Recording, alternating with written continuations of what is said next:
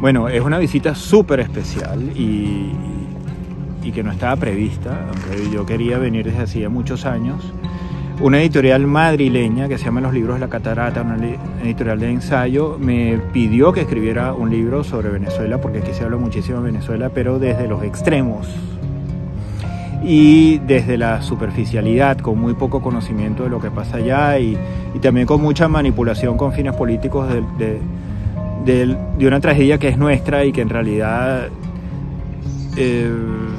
tiende a ignorar a los verdaderos protagonistas, que son los venezolanos comunes, ¿no? Todos esos millones y millones de personas dentro y afuera que somos los protagonistas de esta historia. Entonces, a mí me pareció, bueno, una oportunidad de oro que una editorial española me pidiera eso, y la aproveché y, bueno, y escribí este libro que se llama Venezuela, Memorias de un futuro perdido, que estamos presentando, presentamos el lunes 2 de diciembre con Ana María Simón en una conversación entre amigos muy chévere en el espacio Ornella de Simone, y mañana 11 de diciembre lo presentamos aquí en el Parque del Retiro, en la Biblioteca Eugenio Trías, a las 6:30 p.m. con Michelle Roche, escritora venezolana, y con Carlos Malamud, que es el investigador jefe del Real Instituto Elcano. Y bueno, ahí vamos a tener una conversación que yo espero que va a ser de muy buen nivel sobre Venezuela. El libro se llama así, Memorias de un futuro perdido, porque es un relato de cómo ese futuro que nos prometieron a nosotros, a nuestra generación, la última generación que conoció la democracia, nos prometieron un futuro que decía, bueno, estudia, encuentra tu carrera, trabaja, haz tu familia y todo va a estar bien. Y bueno, no fue así. Entonces se trata de explicar por qué no fue así, qué fue lo que ocurrió, ¿no? Y bueno, sí, muchos lectores venezolanos y, por ejemplo, colegas como César Batista anoche en el Pitazo, me decía, bueno, que el libro resume eventos y los encadena que uno tiene dispersos o que uno confunde o que uno a veces olvida porque han pasado tantas cosas y cosas tan locas en 25 años que todo se le revuelve por dentro. Entonces el libro, en el intento por explicarle a los españoles qué fue lo que pasó en Venezuela, como un país que prometía tanto, terminó en la situación en la que está. El libro elabora un relato más o menos ordenado de en qué se transformó el país y encadena acontecimientos con otros, porque nada surgió de la nada, todo tiene una razón. Hay causas y consecuencias que se conectan entre sí, y también vincula lo político y lo económico con lo social, con lo cultural y con lo que pasaba dentro de nosotros mismos como individuos y como nación.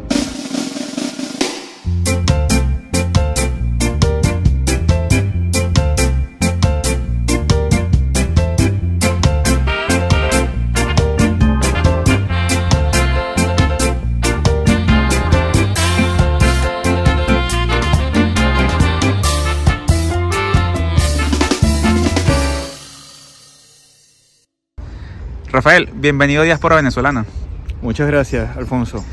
Rafael, tú formas parte de esa diáspora de hace muchos años, no aquí donde te estamos entrevistando hoy en Madrid, sino que te fuiste a Canadá, sí, en su momento. A Montreal. Sí. ¿Cuánto tiempo tienes por allá? Llegamos en mayo de 2014, tenemos 10 años. Son 10 años. Sí. 10 años que han sido cortos, han sido largos. Es difícil medirlo, ¿sabes? Porque la experiencia migrante incluye tantas cosas y el país que dejaste cambia tanto y tiene tantos acontecimientos que como la conciencia del tiempo no es lineal, sino que está hecha como de zonas en las que se comprime y zonas en las que se estira. Es como un chicle papa-upa que te sacas de la boca y lo estiras y en algunos lugares se rompe. Yo no sé si tú recuerdas el chicle Papa Upa. Por supuesto que sí, somos más o menos de la misma generación. Ah, bueno, ok. Entonces, nosotros allá en Montreal lo medimos en inviernos, entonces llevamos 10 inviernos. Los inviernos en Montreal son una experiencia que realmente te moldea. Si me lo dices a mí, yo diría que bueno, que son 10 años largos. Sí. Y bueno, llegaste allá, ¿qué tal ha sido esa experiencia? ¿Tu familia cómo se ha adaptado? Tú en lo personal, porque también tú eres periodista y eres escritor y el lenguaje es algo que es tu principal herramienta y has tenido que escribir y me imagino, ¿no? Adaptarte a todo lo que conlleva un nuevo idioma, ¿no? ¿Cómo ha sido ese proceso para ti y para tu familia? Sí, bueno, Canadá es un país muy estable, muy seguro, y Montreal es como la ciudad más europea de América del Norte, y es una ciudad muy chévere con muchas cosas buenas, pero efectivamente lo que yo sé hacer no lo sé hacer en francés. Entonces yo trabajo en español e inglés y a distancia casi todo, ¿no? Sobre todo de unos años para acá, de la pandemia para acá, todo lo hago a distancia. Y bueno, sí, tengo buenos amigos allá, pero mi mundo afectivo está bastante repartido por el mundo. Y buena parte de él está aquí en Madrid, otra en Florida, otra en Venezuela. Entonces es una vida muy rara porque me pasa mucho, Alfonso, que estoy pensando sobre Venezuela, escribiendo sobre Venezuela, que es mi único tema siempre. Haga lo que haga, siempre estoy pensando en Venezuela y tratando de entenderla. Y salgo a la calle y está nevando y la gente está hablando en francés. Entonces vivo todo el tiempo en esa suerte de vida entre dos mundos paralelos, y bueno, que ha terminado por marcarme y por definir la persona que hoy soy. Fuera de eso, mi familia está muy bien, mi hija ha crecido como una niña trilingüe, con una educación realmente muy buena y acceso a la cultura y a seguridad y a una libertad que yo quisiera que tuvieran todos los chamos de nuestro país. Y amén, que alguna vez sea así, ¿no? Sí. Bueno, ¿y qué te trae ahora por aquí a Madrid? ¿Esta visita, a qué se lo debemos? Bueno, es una visita súper especial y que no estaba prevista, aunque yo quería venir desde hacía muchos años. Una editorial madrileña que se llama Los Libros de la Catarata, una editorial de ensayo, me pidió que escribiera un libro sobre Venezuela, porque aquí se habla muchísimo de Venezuela, pero desde los extremos y desde la superficialidad, con muy poco conocimiento de lo que pasa allá y también con mucha manipulación con fines políticos de una tragedia que es nuestra y que en realidad tiende a ignorar a los verdaderos protagonistas, que son los venezolanos comunes, ¿no? Todos esos millones y millones de personas dentro y afuera que somos los protagonistas de esta historia. Entonces, a mí me pareció, bueno, una oportunidad de oro que una editorial española me pidiera eso, y la aproveché y bueno, y escribí este libro que se llama Venezuela, Memorias de un futuro perdido, que estamos presentando, presentamos el lunes 2 de diciembre con Ana María Simón en una conversación entre amigos muy chévere en el espacio Ornella de Simone, y mañana 11 de diciembre lo presentamos aquí en el Parque del Retiro, en la Biblioteca Eugenio Trías, a las 6:30 p.m. con Michelle Roche, escritora venezolana, y con Carlos Malamud, que es el investigador jefe del Real Instituto Elcano. Y bueno, y vamos a tener una conversación que yo espero que va a ser de muy buen nivel sobre Venezuela. El libro se llama así, Memorias de un futuro perdido, porque es un relato de cómo ese futuro que nos prometieron a nosotros, a nuestra generación, la última generación que conoció la democracia, nos prometieron un futuro que decía, bueno, estudia, encuentra tu carrera, trabaja, haz tu familia y todo va a estar bien. Y bueno, no fue así.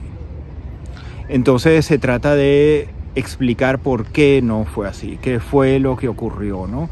Y bueno, sí, muchos lectores venezolanos y, por ejemplo, colegas como César Batija anoche en El Pitazo, me decía, bueno, que el libro resume eventos y los encadena, que uno tiene dispersos o que uno confunde o que uno a veces olvida, porque han pasado tantas cosas y cosas tan locas en 25 años que uno todo se le revuelve por dentro. Entonces el libro, en el intento por explicarle a los españoles qué fue lo que pasó en Venezuela, como un país que prometía tanto, terminó en la situación en la que está. El libro elabora un relato más o menos ordenado de en qué se transformó el país y encadena acontecimientos con otros, porque nada surgió de la nada, todo tiene una razón. Hay causas y consecuencias que se conectan entre sí, y también vincula lo político y lo económico con lo social, con lo cultural y con lo que pasaba dentro de nosotros mismos como individuos y como nación. ¿Tú crees, haciendo ese análisis que has hecho y consultando toda la bibliografía que supongo que tuviste que consultar para corroborar algunos datos, que a veces la propia memoria vicia, ¿no? En el pasado, ¿no? Claro. Cuando cuestionaste esto, ¿tú crees que pudimos haber evitado, tuvimos oportunidad de evitar llegar a este punto? Es una pregunta que sobrevuela el libro y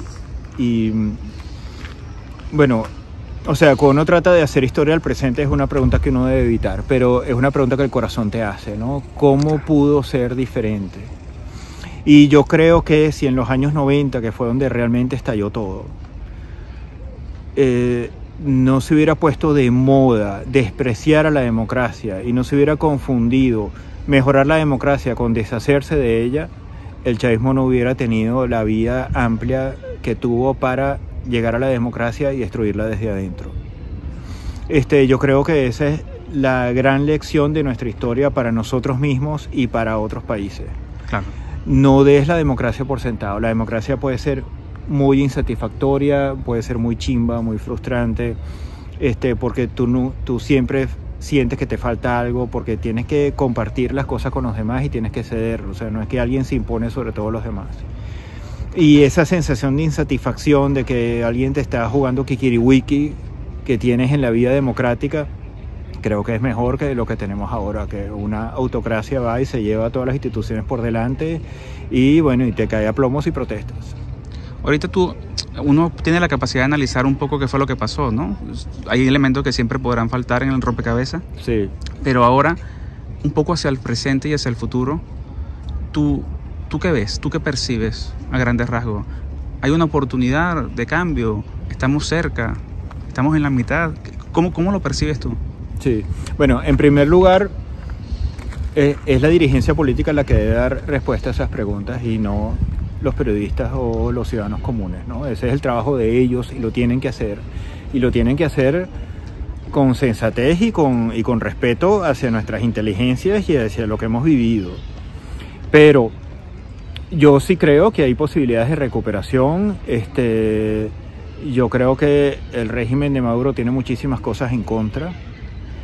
Pero bueno, me preocupa muchísimo lo que haya que hacer para que el régimen colapse, porque tiene que coincidir la presión externa, que no veo mucho, al menos en este momento, con la presión interna, que tampoco veo, porque la gente está aterrorizada y con razón. O sea, yo no tengo corazón ni moral para decirle a los venezolanos que están dentro del país: salgan a protestar y enfréntense y háganse matar, porque yo me fui. Claro. Y viviendo afuera también entiendo por qué los gobiernos no se meten en asuntos de otros países y por qué no quieren mandar tropas a morir en suelos ajenos y por qué las sociedades no presionan a las clases políticas para que hagan algo en otros países. Yo siento que vivimos en un siglo XXI en el que la democracia está retrocediendo. Está retrocediendo bajo autoritarismos de izquierda, bajo autoritarismos de derecha, bajo populismos que no son ni una cosa ni la otra, pero que igual se llevan las libertades por delante, y me preocupa muchísimo el futuro de la democracia. Aún así, yo siento que Venezuela, y lo demostró el 28 de julio y en algunas otras ocasiones, tiene todavía un tejido social que reconstruir. Y pienso que esa reconstrucción pasa porque nosotros realmente entendamos lo que nos pasó, recordemos y conversemos con calma, sin pelear entre nosotros mismos, aceptando que el otro puede pensar distinto, aceptando las diferentes perspectivas. Creo que podemos más o menos ponernos de acuerdo en lo esencial y en lo que habría que hacer para sacar al país adelante. O sea, no tenemos que ser unánimes, no tenemos que ser todos iguales ni pensar todos igual. Pero como otros países lo han hecho, sí podemos crear unos consensos. Bueno, ese es un trabajo que empieza por la memoria, por la conversación, por el diálogo, y creo que es el primer paso para un camino que en el mejor de los escenarios sería muy difícil, muy largo y muy frustrante, porque una transición nunca se va a hacer toda la justicia que quisiéramos que se hiciera. Va a haber gente que hizo cosas malas que se va a salir con la suya y va a ser parte de esa transición. Así ha sido siempre en el mundo. Así ha sido siempre en todos lados. Pero bueno, va a ser mejor que lo que tenemos ahora, pero sí creo que es posible pero no va a ocurrir nunca de la noche a la mañana, nunca va a ser un amanecer, un despertar de una pesadilla. Esto no es una pesadilla, esta es la realidad. y esa realidad hay que asumirla con toda la gravedad que tiene y entenderla. Yo reformulo la pregunta porque si bien tú no eres político, pero diste una respuesta amplia, ¿no? Sobre todo aquello de lo que es posible en el futuro del escenario actual, si eres periodista. Sí. Como periodista, el gremio periodístico venezolano, no te hablo de afuera porque es complicado muchas veces que ellos entiendan la realidad cuando a nosotros mismos nos cuesta tanto entenderla. Sí. ¿Sientes que estamos haciendo un buen trabajo? ¿Qué tenemos que mejorar? Mira, yo creo que tenemos que dejar de confundir periodismo con telenovela. Tenemos que entender que una cosa son los actores políticos y otra cosa somos los periodistas. Y yo mismo he cometido muchísimos errores sobre eso.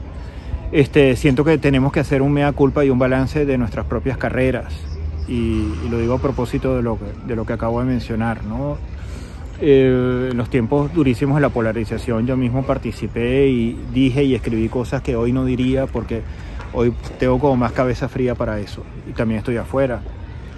Pero yo siento que los periodistas tenemos que volver a las normas básicas del periodismo y eso siempre va a existir mientras exista el periodismo, tenga los canales que tenga o los dispositivos que tenga o las redes de distribución que tenga, y es desconfiar de los actores políticos, desconfiar de las fuentes, tener multiplicidad de perspectivas. Y bueno, algo que en lo que yo sigo creyendo año tras año en todo lo que hago y que se lo he tratado de enseñar a la gente a la que he entrenado, que es que para comprender tu realidad tienes que ampliar el lente del tiempo, mirar también hacia el pasado y ampliar el lente del espacio, mirar también hacia otros sitios. Y la mejor manera de ponderar lo que ha pasado en tu vida y en tu sociedad es entender hasta qué punto eso ha pasado en otros momentos y en otros lugares.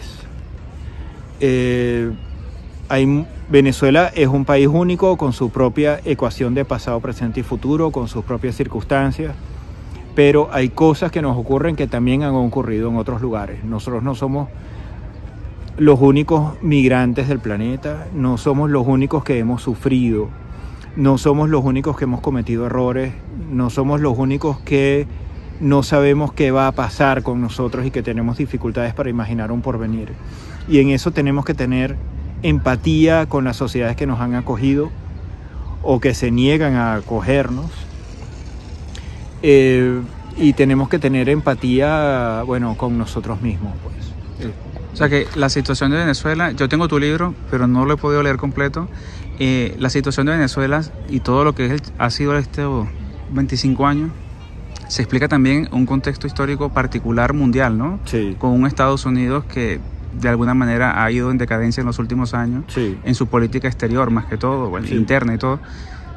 Hubiese sido diferente en otro periodo si el país, Estados Unidos o las potencias, ¿no?, del mundo, sí, estuvieran en otra posición, ¿no? Sí, sí. Hay una serie de factores ahí, muchísimos. Por ejemplo, el narcotráfico, ¿no? Tú habrás escuchado muchas veces, igual que yo, que durante la dictadura de Pérez Jiménez había mucha seguridad en el país. No existía el narco. Claro. Entonces, el narco emerge en América Latina en los años finales de los 60 y los 70 como una fuerza que corrompe la sociedad. Corrompe las sociedades y los estados, fueran democráticos o dictatoriales, en todos lados, o sea, derechas, izquierdas, democracias, dictaduras.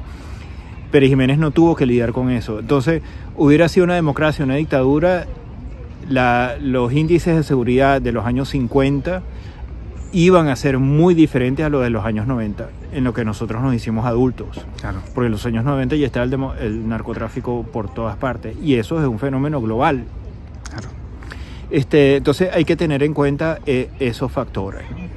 Y para no dejar un poco de fuera, porque estás en Canadá, pero cerca de Estados Unidos, todos los cambios que han habido en los últimos años en Estados Unidos, sí, cosas que pensábamos que nunca podrían pasar, sí, en Estados Unidos están pasando. Sí. ¿Cómo ves tú el futuro de Estados Unidos? Sí, bueno, lo veo con muchísima preocupación. A mí me parece que lo que ha pasado con el Partido Republicano a mí me alarma mucho porque